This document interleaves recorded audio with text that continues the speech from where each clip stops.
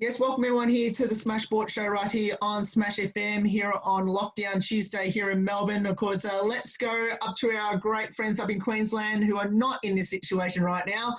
Of course, especially let's talk a bit about the world game of football, and of course, especially talk a bit about the Southwest Queensland Thunder. Of course, they play in the National Premier League up there in Queensland. Of course, they get to recommence their season very soon.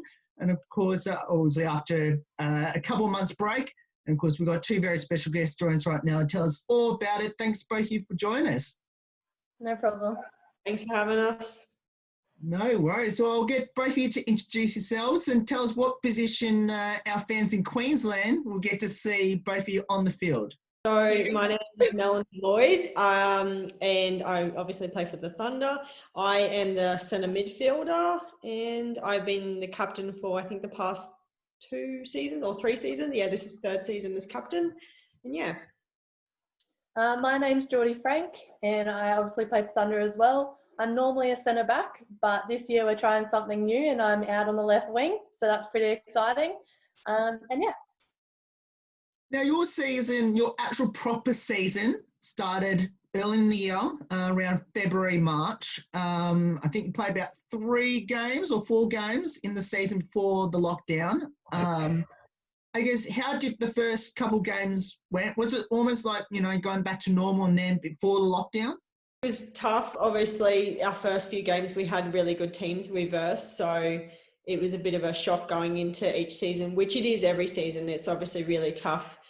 Starting from pre-season, having a few little pre-season games and going straight into such a high-level competition, and especially in Brisbane, there's such high-quality teams there. So those first few games were tough for us, but I think we had pretty decent results. Well, the game probably didn't reflect the results. Sorry, didn't reflect the game, but we were happy with where we sat in those games. Yeah, I'll add on to that just a little bit. At the start of the season, it's obviously always hard fitness level wise and stuff. And I think we just started getting into that groove where we kind of found each other, could understand each other on the field. So the break, we kind of came at a bad time. But at the same time, I think everyone really enjoyed it and we got our fitness levels up, and it's pretty exciting to have the season start back again and see how we've changed and what we can bring to the table now.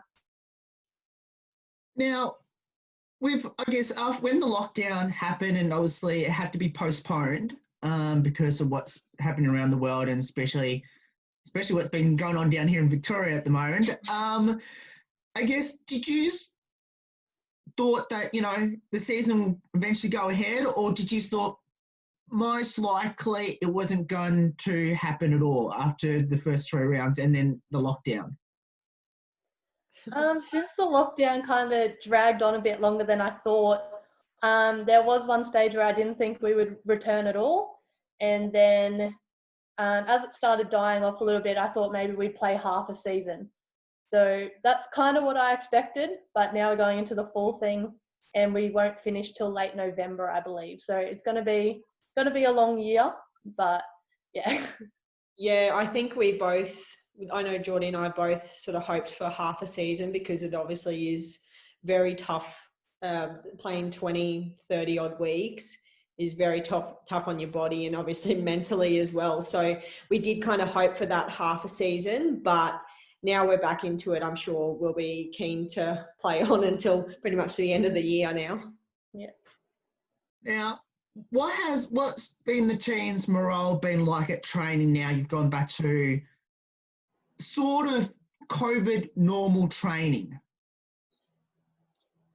We are back to actually like tackling each other and stuff at training, but the first couple of weeks it was very strange, just distant passing and skills. That was very, very odd for us, but we're back into it.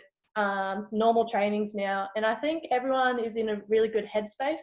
Everyone seems to have had that break, got their passion back to the sport, and now we're really excited to just be all together and play and kick a ball around. So we're all in a really good mindset, and it's really enjoyable at training at the moment, which is really good.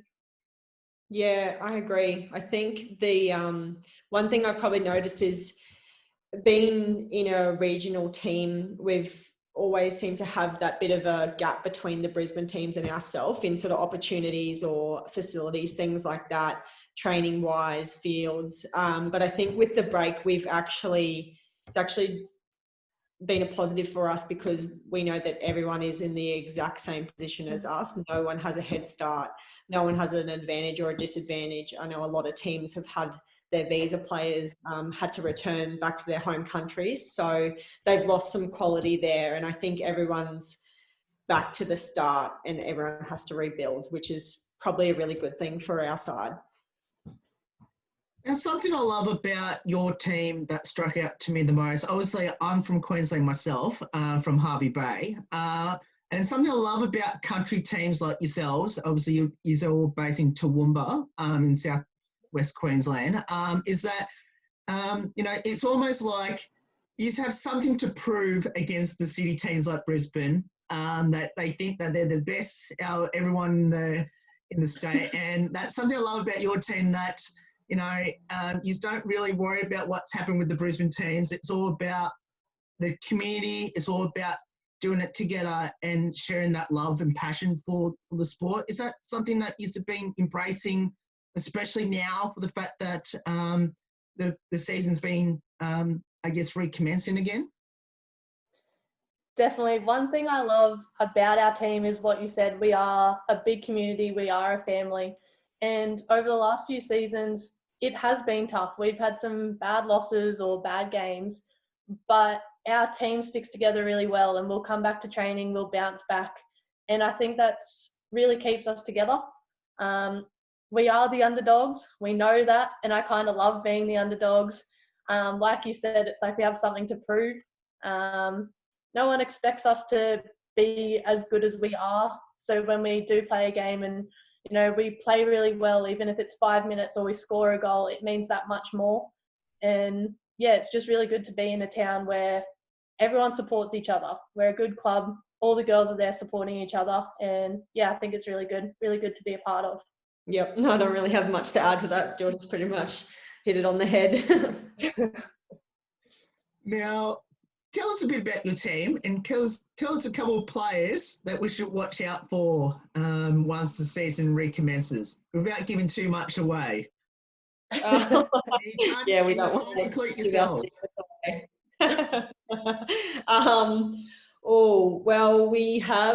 We have such a strong attacker in Louise Rolfe. She's just freakishly athletic. That's the only word to describe her with, really. She's very, very quick, very agile. So she's such a good attacker and she just keeps defenders on their toes. We have a great goalkeeper, Liz Hollett, who's been with us for probably 6 years now, probably ever since Thunder formed, and she's just sort of come up through the ranks and started as the best keeper in the region, and she's definitely able to play in a Brisbane team. She's that good. So when she's on, she's definitely on. So we have a few girls that are really strong, and obviously this year we had a lot of senior players join us from the local league who have played for Thunder before or played in NPL, and they've come up and they've just risen to the occasion, and yeah, it's been great. And obviously Jordie is such a strong player. I can't say any bad words about Jordie. I think she's phenomenal. Probably the best centre back I've ever seen, and that's not even being biased. Jordie is amazing. And we've actually been joined by an international player this year, Rosnani. She is the captain for the Singapore national squad. So having her in our squad has just been amazing to see the level that she can be at. And obviously when she came in first, her fitness was just unreal. Her touches, everything, just her vision was great. And she's starting to really come out of her shell. I've noticed in our few second pre-season games, she's starting to talk more. So I think she'll be a leader on the field and hopefully off the field as well, heading into the restart. Yeah, I'll add to it because Mel's just being modest. But Mel definitely controls the centre mid. She is our game player. She's been there for years, so it's really good to have her controlling the game. And as she said, we've had those other senior players come in, which I think has not only brought more experience, but it makes our team more versatile. So we have players that can play heaps of different positions. As for me, I'm normally a centre back, but we have other girls that are very capable in that position, so it allows me to move around. And I think that's something that we haven't had before. And yeah, that's really exciting and mix things up. Yeah. So, yeah. Just more depth this year, I think. Yeah, definitely. Now, how did both of you get involved in the sport of the world game? Well, I'll let Jordie go first. God, I didn't really have a choice in the matter, to be honest. It was more interesting. I started playing when I was 5. My mum and dad both played. Dad was my coach when I was young as well, so it kind of just ran in the family. And I started, like I said, when I was 5. I played for my local club, Highfields, and then I came through Southwest, played all those little comps and tournaments and things like that. My brother and sister also play. My sister's in our Thunder team. And yeah, I really didn't have a choice, but I kind of fell in love with it instantly. And the first break I've had was through COVID, so that was really good for me. But yeah, I don't know what I'd do if I didn't have soccer, to be honest. I think I started playing when I was actually 12. I just went to Harristown State High School, which is in Toowoomba, and we have a soccer specialisation program there. And one of the coaches, I think he just knew my family name or something, or he may have seen me play soccer, I don't know, maybe in primary school or something, but he basically said that I have to join the soccer special program. So that's pretty much where I started. And before that, I played rugby union. So once we had to sort of stop that, once we could no longer play with the boys, I had to find a new sport. So that's where it pretty much kicked off. And I met a lot of girls in the soccer special program, including Jordie, and they just sort of, having those girls around you, they just become your best friends and your family, and they make you want to come to training, and that makes you love the sport more. So it's pretty much how I started and have never looked back, really. And you just can't leave now. Exactly. What will be some football highlights for both of you? Oh my goodness. I was definitely at my peak when I was in school. So I was lucky enough to make Queensland for a couple of years. I made the Australian Schoolgirls for a couple of years, and they were unbelievable experiences. I got to play alongside some of the girls that are in the Matildas now, and seeing how far they've come and how good they are. Yeah, it's really cool and kind of bizarre to see, but it's pretty exciting, especially having the World Cup coming to Australia. That's kind of a bonus. But other things, I went to college actually with Mel's sister and went there for a year and played over there. So seeing how football's different overseas and having those opportunities, it's really just opened up the world to me. I've been able to go lots of places, and I'm really appreciated for it. And yeah, they're probably some of the main ones. I probably just, I don't really know if mine are sort of individual things I've achieved, really. I think I just really love the girls that I get to play the game with. And obviously when you work really hard for a season or something and you get that win that you've been wanting to get for ages against a rival team, that feels so good. Probably one of my favorite moments playing was when, I think 2016, we didn't have the best team on paper, but we played so well as a team and our defense was so good that the Brisbane Roar wanted to have a trial against us. And we weren't even, I don't even think we were in the top 4 or top 5, but the Brisbane Roar girls, they saw our defense and they saw how we played well together. And we had that game against them, and I think we only lost 2-0, and that was such a great feeling just to have that opportunity to play against those girls that are such a high level. And yeah, I think that's really one of the games that I'll remember forever. I think that was like a great game for everyone individually and the team, and just as a club. Like just as Thunder, we haven't had an opportunity to verse such like a W League team, so that was awesome. and it Yeah. provided so many opportunities for the younger girls to be seen. And that was really exciting. Like you said, those close games, like I remember one game, I think we versed the Gap and we still lost. I think it might have been 4-0, but we held them 0 for so long. And those games like that, where even though the results don't show it, you play well as a team. There's so many positives, and it honestly feels like you won the World Cup. Yeah. Even though you don't get the points, it's just you just play well, and that's put 100% in. Yeah, I agree. Now, Jordie, you mentioned before about obviously Australia and New Zealand getting a chance to host the World Cup in 3 years' time in 2023. When that announcement happened, what was both your thoughts about what did it all mean to the World Games, especially the women's soccer or football in the region? What did that all mean? I just think soccer's been growing so much, and the Matildas have been such a big part of that. With the whole equality thing and just getting more girls to play. So having it come to Australia, having all these world-class players from all different countries come to Australia and us having the opportunity to watch them, I just think it's incredible. Not only for us, but all the junior girls, 6-year-old girls. I remember being that young and you idolise all these players, but to see them live, I think is just, it's going to be huge. And hopefully we can maybe get some teams to Toowoomba or get some people down to Brisbane to watch these teams train or play. And I just think it's going to open so many opportunities and get girls more passionate about the sport. And I think it's huge. It's very exciting. Yeah, obviously it's great for the whole of Australia and New Zealand.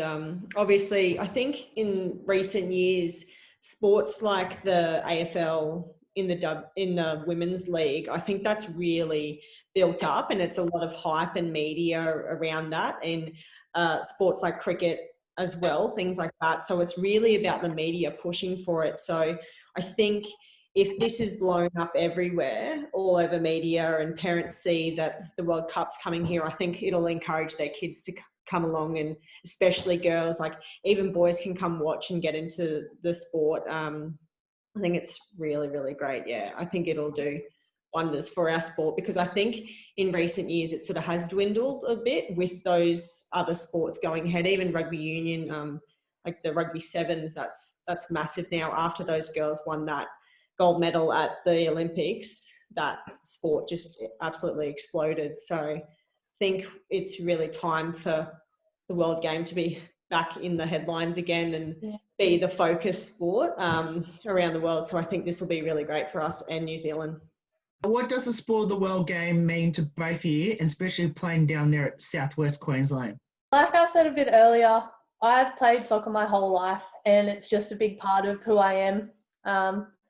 The last few years I've struggled with a bit of injury, and so not being able to play my best has been very mentally challenging. So one of my goals for the future, very near future hopefully, is to get back to that 100% and be playing the game that I love with the people that I love and my family. But it's just who I am. That's it. And Thunder is just such a community club. We all support each other, especially on the girls' side. We have such a close relationship with the under 13s and 15s and 18s. And I just want that to grow. And that's pretty much it. Yeah, I'm probably the same. I think it sort of becomes your identity once you're involved in a sport and you love it so much. That's really a part of who you are. But like Jordie said, she loves the community aspect of that, and I'm the same. And we've worked really hard in recent years, probably the last 2 or 3 years, Jordie and myself and a few of the girls from the senior team, we've worked really hard to bridge that gap between those younger girls and ourselves, because I know when I was a junior, if I saw a girl that's maybe 20, 25 come in and do a session with us, show us her skills and everything like that, and what she could do, I was so amazed, and I thought, oh, I want to be that. So I think once you get a bit older, and once you get past the point of, oh, hey, maybe I want to go further with this, or maybe I don't, I think now I'm thinking, oh, my point of playing is yes for myself, but secondly for the sport and for the sport in our region. And I think that's really important for us to sort of get the sport out there and become role models for those younger girls who are wanting to play and maybe wanting to go further or just play it for the love of it.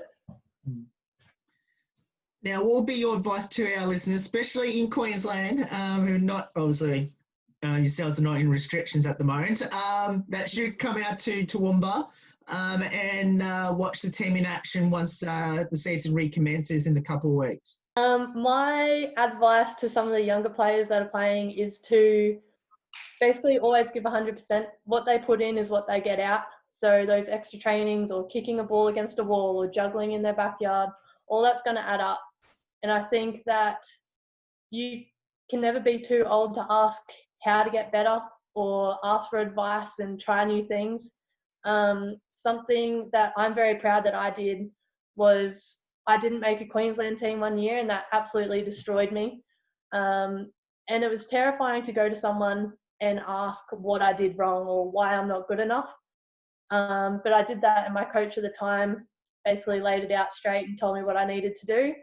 And I worked hard, and then the next year I got the result that I wanted. So I think for those younger players, go to your parents, your coaches, older players, your role models, and just ask for advice or practice those skills and make mistakes, because that's the only way you're going to get better. So don't be afraid to stuff up here and there. Yeah, that's it. That's a good piece of advice, actually. Yeah, look, pretty much the same, I guess, what Jordie said. And if people are wanting to get into the sport, they just need to reach out, have a go, come try it. Especially, hopefully they want to come watch us play. I know that the women could always use the extra supporters, and same with the younger girls. They really love it there. And our men's side has a lot of supporters, which is really great. And we have such good players all through the ranks. So the club is really strong player-wise.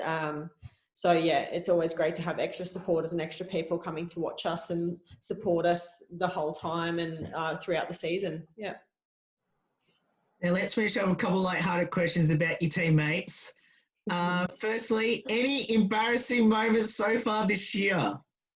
Oh, anyone? This week. I have one for the last weekend. Yeah. I hit the crossbar from like the 6-yard box. That was pretty embarrassing. First game back, and that's what I did. I think, Bridget was running backwards and she's tripped on nothing and just fallen over. But everyone does really embarrassing stuff. Every training session, every game, without a doubt. I had there was a video on the news the other day showing Louise's goals, or Louise playing, and I'm running towards the goal and she's cut the ball back, but I scored the goal. But if you rewind it 5 seconds before that, I've fallen over on nothing and then had to get back up. So, yeah. Oh, wow. Yeah. There's embarrassing moments every single day with us. 100%. Yeah. Our trainings definitely aren't boring, that's for sure. Yeah, we should just a lot of falling over. I think we had at a training session, Rachel was doing a demo and she just had to run through, do a 1-2 and score in one of the mini pop-up goals. And she was running flat out, had the shot, scored it, but kept running and tripped over the bar of the goal. And it was just the greatest.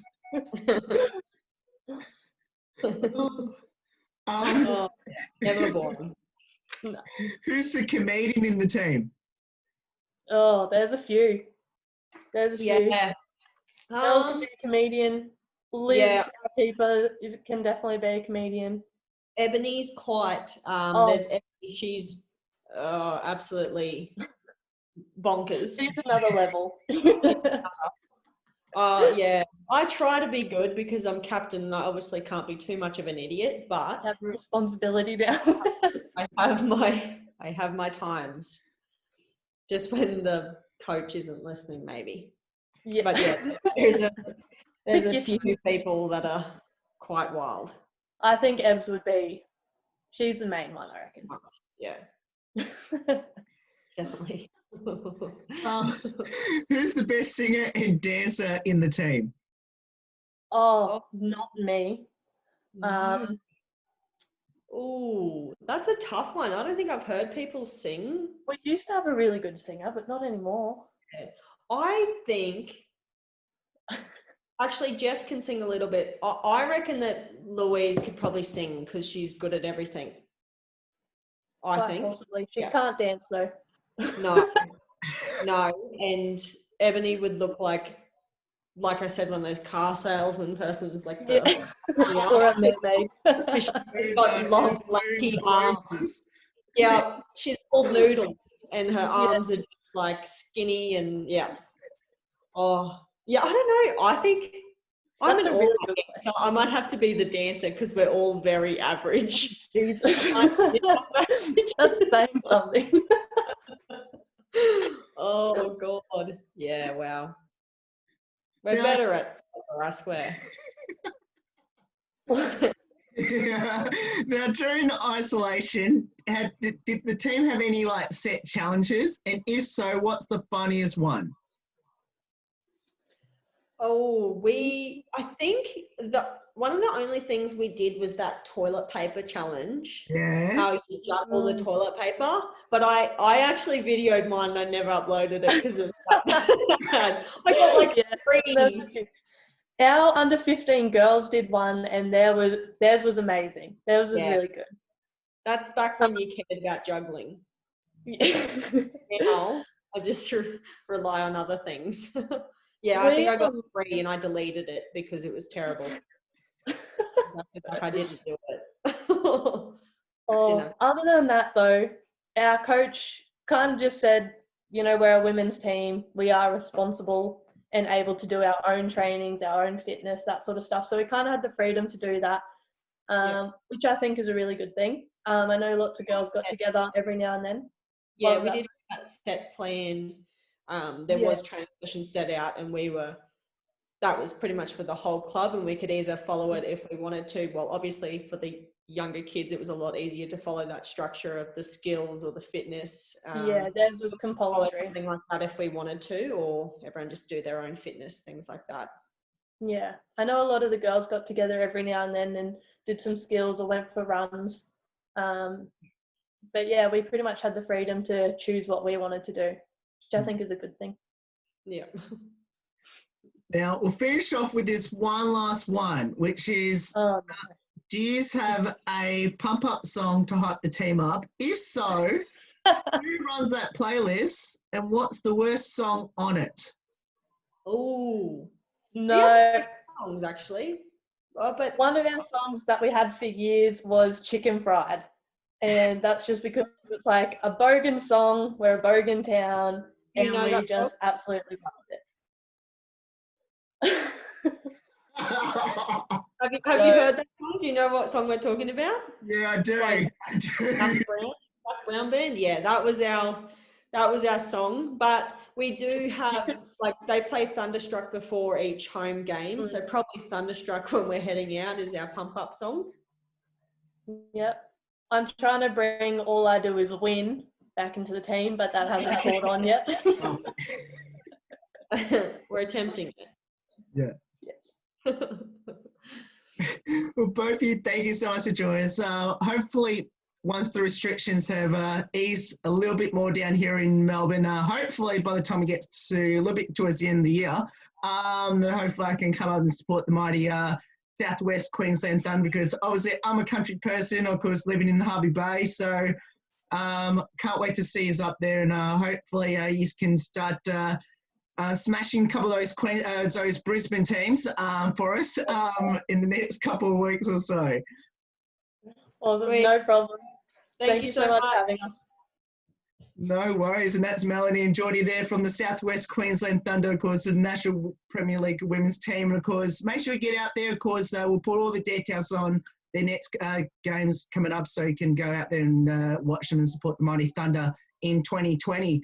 There's more on the Smash Sport Show right after this. Don't go away here on Lockdown Tuesday.